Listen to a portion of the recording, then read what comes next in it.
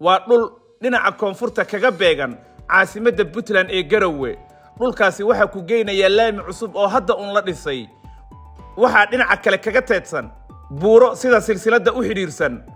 dabcan neecawda ay buurahaasi soo tuurayaanna waa mid si nabad qab ah kuugu imanaysa adigoo gudaha kaga jira deyrka dheer ee dhulkan lagu xeyndaabay waa fikir cusub oo ujeedkiisu uu yahay in Garowe ay yeelato xaafad iskeed u nool deegaankana uu noqdo mid cusub oo ka duwan sidii awal loogu noolaa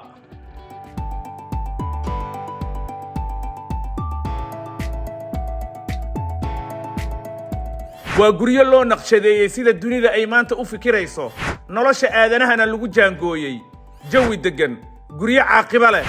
loona fikiray sanado badan oo soo socda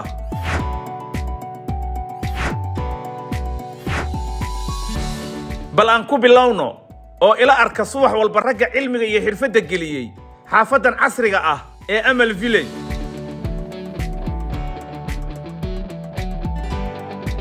raggan iga dambeeya waxay isugu jiraan ragga wax naqshadeeya injineero waana maskaxda fariisiyay xaafadan Amal Village ee duleedka Garowe ku taala subax walba halkan isugu yimaadaan waxayna qalin iyo warqad u qaataan shaqada maalinkaasi u taala halka dhagaxa la dhigayo musmaarka meeshuu galayo biraha shubka ah iyo qaab walba oo xaafadan inay ku soo baxdo la doonayo sidoo kale waxa jira dhalinyaro muwaadiniin Soomaali ah oo iyaguna qayb ka ah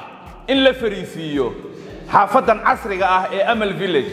bal haddaba aan raacno oo aan ka marqaati noqonno shaqa maalmeedka hadda ka socda xaafadan Amal Village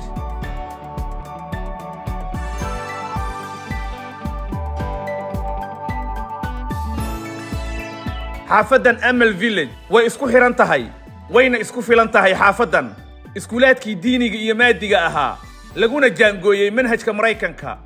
suuqyadii iyo supermarketyadii xarun caafimaad madrasooyinkii diiniga goobihii nasiinyada iyo beeraha qaabka siwijka iyo wasaqda looga qaado iyo waliba ilaalo 24 saac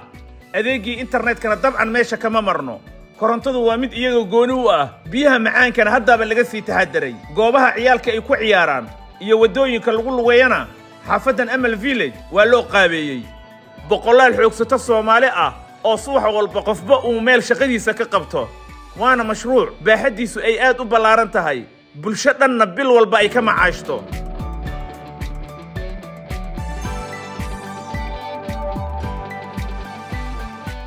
injineer Sayidullah Khan waa naqshadeeye ka yimid xagga iyo Pakistan wuxuu sharxayaa sida loo qaabeeyay guryahan laga dhisayo Amal Village Right now we have at Bungalow B. This is one of the bungalow houses. waxaan hadda joognaa Bungalow B oo ka kooban 3 qol oo jiif iyo fadhi ah kushiinkii iyo qolkii kaydka ee cunada la dhiganayay iyo qaybo kale musqulo qubays oo casri ah ayaa loo sameeyay waa guri si casri ah u dhisan waxaanan raacaynaa oo u qaabaynaynaa sida guryaha casriga ah ee dunida loo dhiso waxaan u dejinay si caalami ah oo aan ka dhiganayno nidaam aan raacno xagga qalabka korontada waxa qaabeeyay injineero waxaana shaqo walba oo la qabanayo kor joogteynaya qabiiro arinta ku xeeldheer We have a professional MEP designer, so we providing mechanical, electrical and plumbing design, and we following their standard. We importing material from Turkey and Dubai according to our design. xaafadan Amal Village ee Garowe ku soo korodhay waxa ka muuqda howl miisaankeedu uu dareemayo qofkii dhex istaaga guryaha ilaa hadda la dhameystiray kuwa qabyada ah iyo kuwa aasaaska marayaba waxa lagu jaangooyay taariikhda saxda ah ee macaamiisha markii horeba lagu la heshiiyay bal haddana aan maqalno qurba joogtii dibadda ka soo noqotay ee xaafadan Amal Village guryaha ka dhisanaysa waxaan ku doortay si wanaagsan ugu qancay qaabka dhismuhu yahay maxaan ku yiraahdaa si dhismayaasha guriga iyo maxaan ku yiraahdaa tayada loo sameeyay iyo environmentiga areada guryaha laga dhisay taas oo aad iyo aad ii soo jiibatay iyo oo ay ku weheliyo intaas ammaanada iyo waqtiga la ii qabtay oo guriga la igu dhameystiri doono biidhnillaahi tacaala aad iyo aad baan ugu qancay ragga salaad walba dhismahan guryaha u taagan waxa ka mid ah injineer cilmiga dhismaha ka haysta shahaadada ugu sarreysay PhD-ga ومجاهد بلال ضاها أو كتر واحدة طلب بحنت يدسموينكا شركة أمل. My work here to reestablish the consultants. shaqadaydu waa inaan ogaado oo korjoogteeyo warbixinna aan ka sameeyo qaabaynta guryahan warbixinnada iyo daraasaynta guryahan la wado waa maalinle asbuucle iyo bil walba waxaanan talo ka dhiibanayaa in standardka ugu wanaagsan hawsha loo wado. I'm trying to put it on the standards. macaamiisha maalin walba xaafadan amal u yimaada inay guryo ka gataan waxay indhahooda ku arkaan waxa ay iibsanayaan.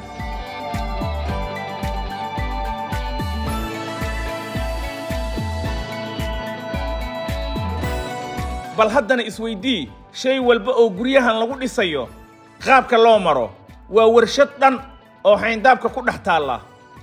oo soo saarta agab walba iyo shay walba oo guryahan la gelinayo.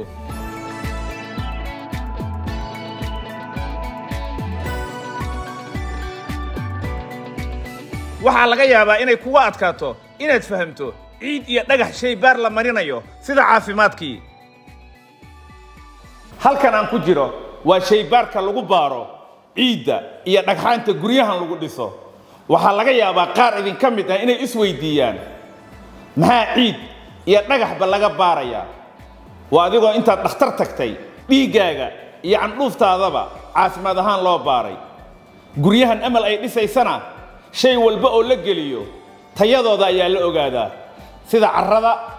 iyo dhagxaanta guryaha lagu dhisaba.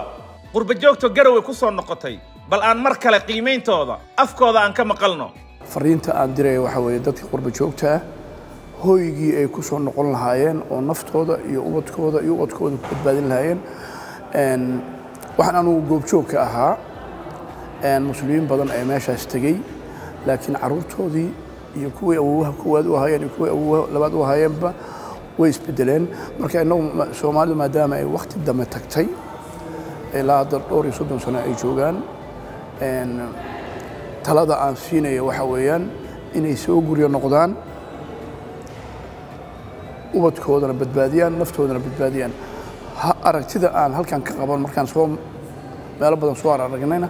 waa meeshii ay ku badbaadin lahaayeen dhaqan ahaan iyo diin ahaan iyaguna nolosha way fiican tahay qofku waa yeel markuu noqdo intiisa dambe inuu sii raaxaysto oo meel fiican ku noolaado. waxaan qabaa guryaha aan soo arkay qofku inay u dhaanto meel kastoo dunida joogo halkan kullayba guri haddaad dhisanayo guri haddaad gadanayso meeshii ugu habboon aad guri ka dhisan lahayd guri ka gadan lahayd inay tahay tuuladan amal ee Garowe duleedkeeda ku taal.